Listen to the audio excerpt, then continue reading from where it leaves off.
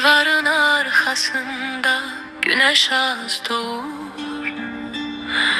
ümitler söndürülür, ruhlar yandırır.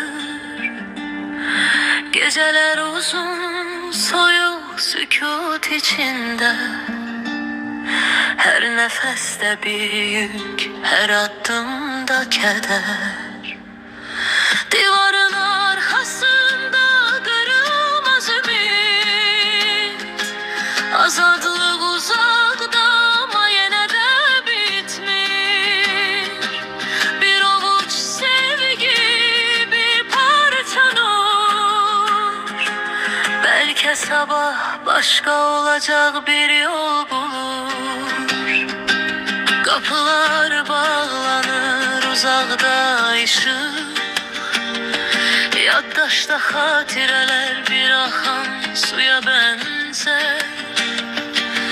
Gözler yaşarır ama korkmaz yürek, derinlerde bir ses değil dayan yürek. Divarın arkasında kırılmaz ümit, azadlık uzakta ama yine de bitmiş.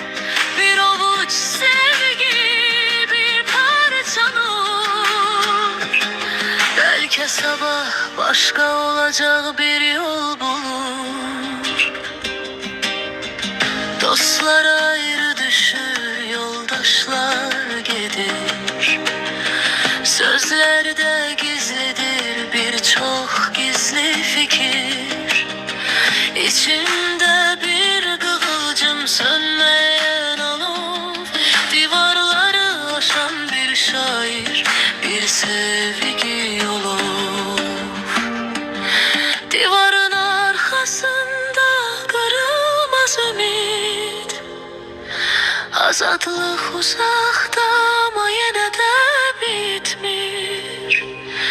Bir avuç sevgi, bir parça nur, belki sabah başka olacak bir yol bulur.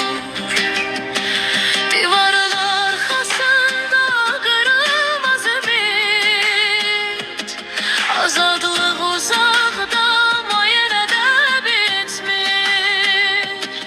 Bir avuç sevgi, bir parça nur, belki sabah başka olacak bir yol bulur.